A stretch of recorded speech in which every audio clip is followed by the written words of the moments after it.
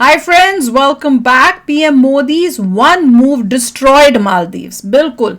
और उनका मूव कुछ कोई ऐसे इंटेंशन से नहीं था. वो वहां पे प्रोजेक्ट से रिलेटेड गए थे वहां पे, और जैसे वो जहां भी जिस भी पार्ट ऑफ इंडिया में जाते हैं वहां पे उन प्रमोट करते हैं, बोलते हैं, उनके वहां की ब्यूटी दिखाते हैं. वैसे जो है यहाँ गए हैं लक्षद्वीप, उसकी ब्यूटी दिखाई उन्होंने कि देखो कितना सुंदर है और यहाँ पे आओ, आप यहाँ पे इंजॉय करो, अपने इंडियंस को बोला. और वहां मालदीव को मिर्ची लग गई, वो अपना जहर उगलने लगा. और ऐसा जहर उगला कि इंडियंस देख के हैरान हो गए कि तुम्हारे दिल में इतना जहर था. फिर इंडियंस ने जो अब इनको दिखाया ना, और दिखाएंगे. बहुत समय बाद हमें पता लगा कि इंडिया आउट का उनका कैंपेन था, जिससे वो लोग जीत भी गए थे. हाँ, लोगों ने वोट भी दिया देखकर इंडिया आउट कैंपेन. और उनका क्या था कि भाई हमने इंडिया की मिलिट्री को हटाना है, और कितने खाली क्या 70 कुछ मतलब आर्मी के या मिलिट्री के लोग थे. उसके लिए इनको इतनी तकलीफ हो रही थी. मैं तो इतनी हैरान होती हूँ ये बातें सुन के. इतनी नफरत, इतना जहर, बाप रे. तो चलो वीडियो शुरू करते हैं. वीडियो शुरू करने से पहले अगर आप चैनल पर नए हो और आपने अभी तक सब्सक्राइब नहीं किया तो जल्दी से पहले सब्सक्राइब के बटन और बेल आइकन को क्लिक कर लो, ताकि आपको हमारे सारे न्यू वीडियोस के नोटिफिकेशन मिल जाए जैसे हम अपलोड करें. अगर आपको वीडियो पसंद आता है प्लीज लाइक एंड शेयर. चलिए शुरू करते हैं. हाँ, और इससे ना दो बहुत अच्छी चीजें हुई हैं. एक तो मालदीव्स को हमने दिखाएंगे उसकी औकात, और दूसरा पूरा वर्ल्ड देख रहे हैं इंडिया की ताकत कि देखो जब एक कंट्री जो है इस टाइप से करते है इंडिया कैसे रिस्पॉन्ड पहले से हो जाना चाहिए था कि तो जाना चाहिए, अपने आइलैंड्स को दूसरी कंट्री के आइलैंड से बेटर बनाना चाहिए था जब हमारे पास थे. कि लोगों को पता लगे इतनी ह्यूज इंडिया है, ऑब्वियसली उसके हिसाब से उसके आइलैंड्स भी बेटर ही होंगे रादर देन स्मॉल कंट्री. इससे क्या पता चलता है पिछली गवर्नमेंट्स कितनी निकम्मी निठल्ली थी. उन्होंने ऐसा बेड़ागर किया हुआ था देश का. चलो शुरू करें. बॉयकॉट मालदीव्स ट्विटर पर ट्रेंड हो रहा है. मालदीव्स के इलेक्टेड लीडर्स, मिनिस्टर्स इंडिया के अगेंस्ट ऐसे ट्वीट कर रहे हैं कि खुले में टॉयलेट करना हमारा नेशनल कल्चर है और ये कल्चर हम वेस्ट में भी ले जा रहे हैं. भारत मालदीव्स जितना सुंदर कभी हो ही नहीं सकता. लेकिन क्या ये सच है?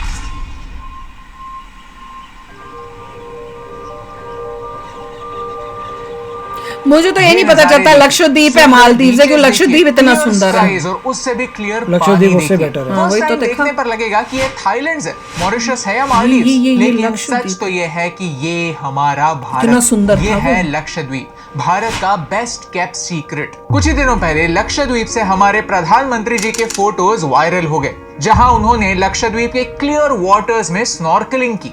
और तो और लक्षद्वीप के डेवलपमेंट के लिए 1156 करोड़ रुपए की इन्वेस्टमेंट भी अनाउंस थे. ये बात मालदीव्स की सरकार को चुभ रही है और वो कुछ ऐसे कमेंट्स कर रहे हैं. लेट मी रिमाइंड यू, ये ट्रोल्स नहीं है, ये एक्चुअल मिनिस्टर्स हैं, ऑफिशियल्स हैं. उन्हें भारत के डेवलपमेंट से प्रॉब्लम क्या है? सच तो यह है कि ये पोस्ट सिर्फ एक इंस्टाग्राम पोस्ट नहीं थी, ये एक जियोपॉलिटिकल मास्टर स्ट्रोक था. भारत के सॉफ्ट पावर और हार्ड पावर का एक रिमाइंडर. क्योंकि लक्षद्वीप भारत के लिए इंपॉर्टेंट है और भारत के पास लक्षद्वीप होना मालदीव्स और चाइना जैसे देशों के लिए एक डेंजर है. देखते हैं कि भारत एक तीर से दो निशाने कैसे लगा रहा है. इंटरनेट काफी नेगेटिव होता जा रहा है क्योंकि आपके जैसे अच्छे लोग पॉजिटिव कंटेंट देखते तो हैं लेकिन चैनल को सब्सक्राइब नहीं करते. हमने हमारे लेटेस्ट नंबर्स देखे तो पता चला वीडियोस देखने वाले 60% लोगों ने चैनल को सब्सक्राइब नहीं किया हुआ.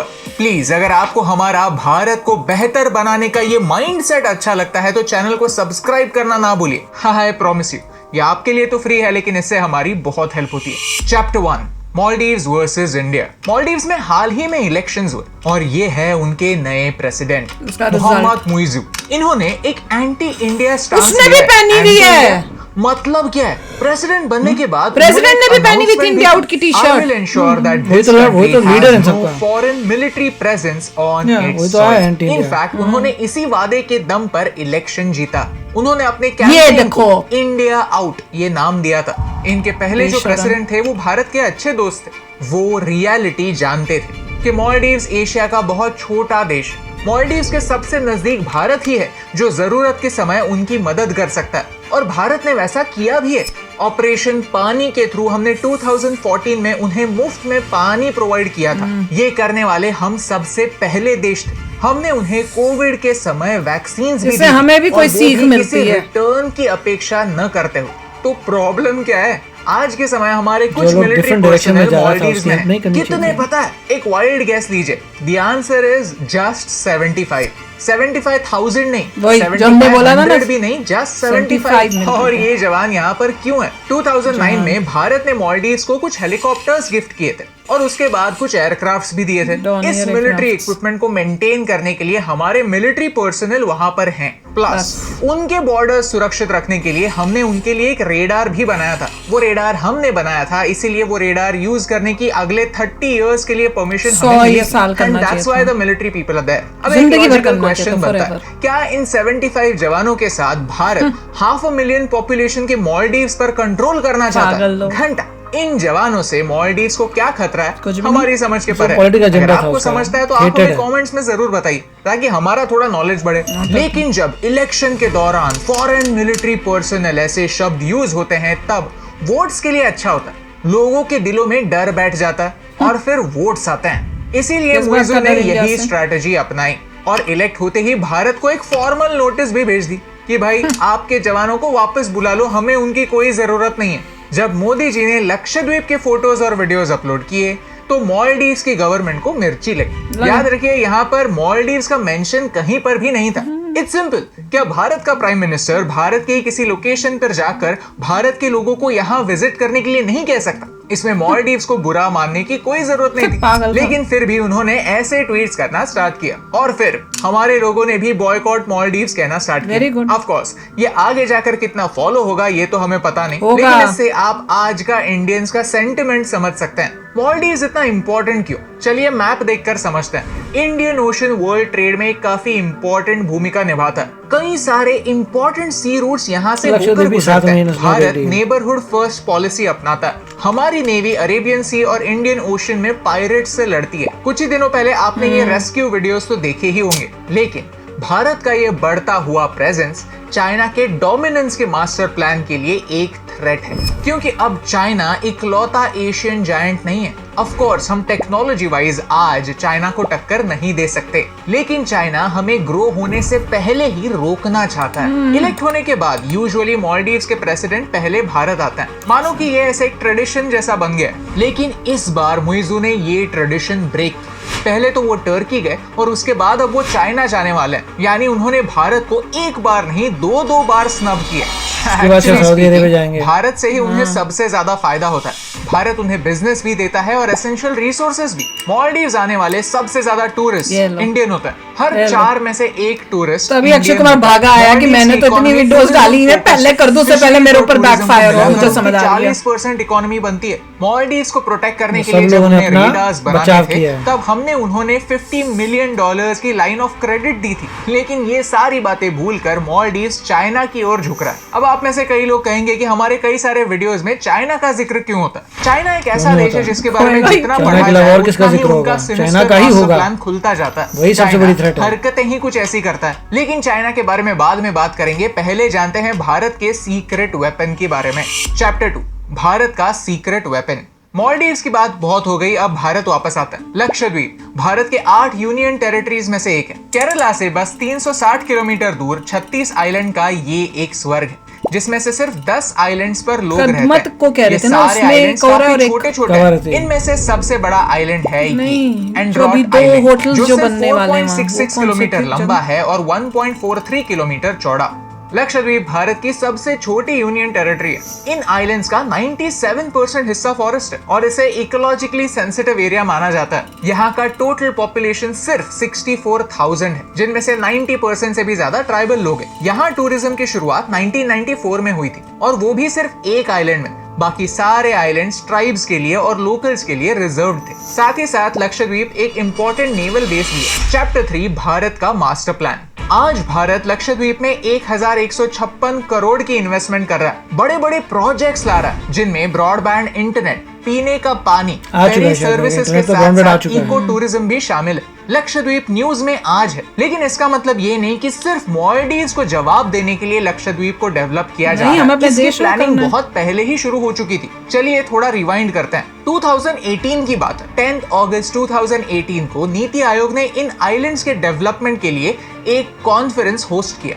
जिसका मेन ऑब्जेक्टिव ये था कि सस्टेनेबल डेवलपमेंट गोल्स को सामने रखकर अंडमान और लक्षद्वीप के आइलैंड्स पर इको टूरिज्म डेवलप किया जाए। नीति आयोग का प्लान ही यही था कि ट्राइबल एरियाज को छोड़कर बाकी एरियाज में डेवलपमेंट हो। इसमें अंडमान निकोबार और लक्षद्वीप दोनों यूटीज की बात हो रही थी। यहाँ आपको शायद काला पानी नाम की सीरीज याद आई होगी, जहाँ पर डेवलपमेंट ट्राइबल एरियाज में घुसा जाता है, रूल्स तोड़े जाते हैं और इसका अल्टीमेटली नुकसान हमें ही भुगतना पड़ता है। सीरीज काफी बढ़िया है, लेकिन हमें ये समझना इंपॉर्टेंट है कि नीति आयोग में काम करने वाले लोग एक्सपर्ट्स होते हैं। सालों का स्टडी और रिसर्च करने के बाद ही चीजें अप्रूव होती हैं। एग्जिस्टिंग कंडीशंस और आने वाले थ्रेट्स को स्टडी करके ही कदम उठाए जाते हैं। इस मास्टर प्लान में अलग अलग पैकेजेस यानी अलग अलग स्टेजेस हैं। पैकेज 1 में अंडमान के islands Aves, long, Smith and Ross islands develop होंगे और दूसरे पैकेज में लक्षद्वीप के बंगाराम, चेरियाम, मिनिकॉय, सुहेली एंड तिनका डेवलप होंगे। यहाँ 11 एंकर टूरिज्म प्रोजेक्ट स्टार्ट होंगे,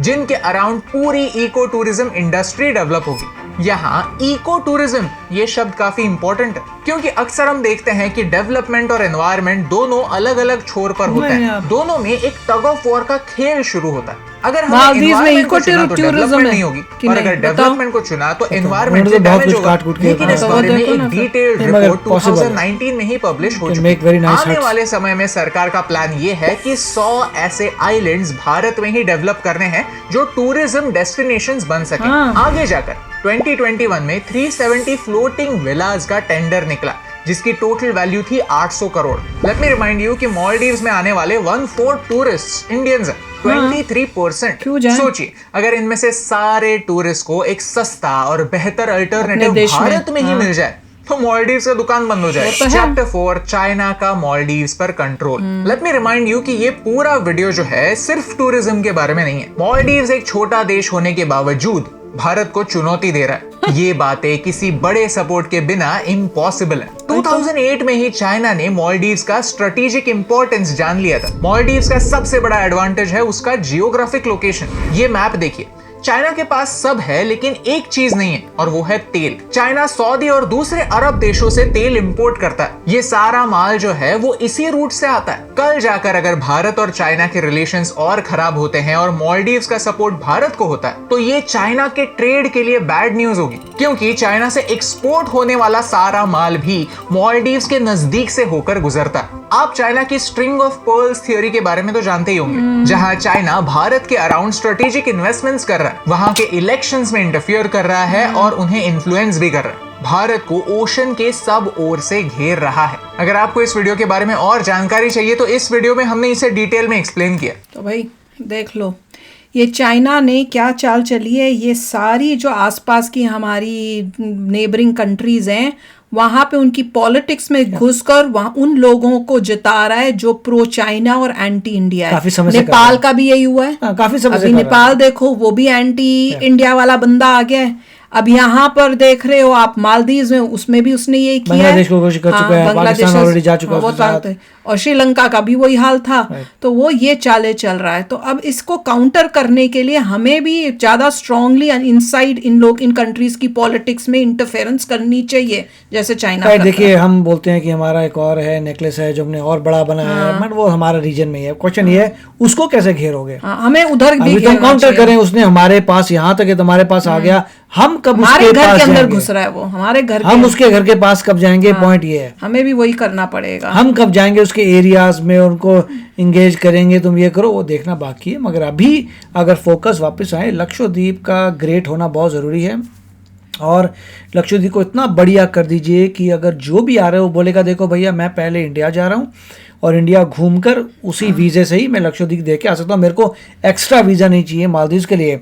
और इंडिया में इंडियन रुपीज़ चलते हैं, सारा इंफ्रास्ट्रक्चर आएगा, हॉटस्पॉट आएंगे, मतलब जो भी फैसिलिटी इंडिया में मिलती है वो मिलेगी मुझे लक्षद्वीप में। They will all go to Lakshadweep only. उनको जरूरत नहीं, लोग बोलेंगे आपको जाने की जरूरत क्या है, सब कुछ मिल जाएगा आपको लक्षद्वीप में। कहेंगे अच्छी बात है, एक ही वीजा नहीं। और किसी को अगर बोलोगे ना तुमको इंडिया जाना है कि मालदीव, सब लोग प्रेफर करेंगे इंडिया, क्योंकि इंडिया में सेफ्टी है, बेटर है, सेक्युलर कंट्री है, सारे रिलीजन्स, रिलीजियस फ्रीडम है। तुम्हें रिलीजन के हिसाब से ये नहीं है कोई रोक टोक, कुछ नहीं है, कोई ऐसी रिस्ट्रिक्शन नहीं है, जो मर्जी, मतलब it is freedom he freedom है आपके पास। इसलिए फर्क पड़ता है उनको कि डेमोक्रेसी है, फ्रीडम ऑफ रिलीजन है, दे इजीली कम और लक्षद्वीप जो है और बहुत आगे मालदीव्स जा रहा ने तो अपना बेड़ागर खुद ही कर लिया, पूरे वर्ल्ड में उसने अपने आप को दिखा दिया मैं किस टाइप का हूं।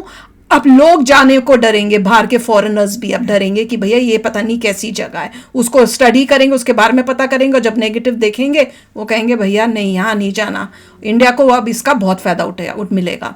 तो चलो आप भी शेयर करना अपने थॉट्स। चलते हैं, मिलेंगे नेक्स्ट वीडियो में बहुत ही जल्द। Till then take care and bye bye. तो अगर आप मेरे इस चैनल पे नए हो तो जल्दी से सब्सक्राइब के बटन को हिट करो और बेल आइकन को क्लिक करो, ताकि आपको मेरा जब नया वीडियो मैं लगाऊं आपको उसके बारे में जल्दी से पता चल जाए।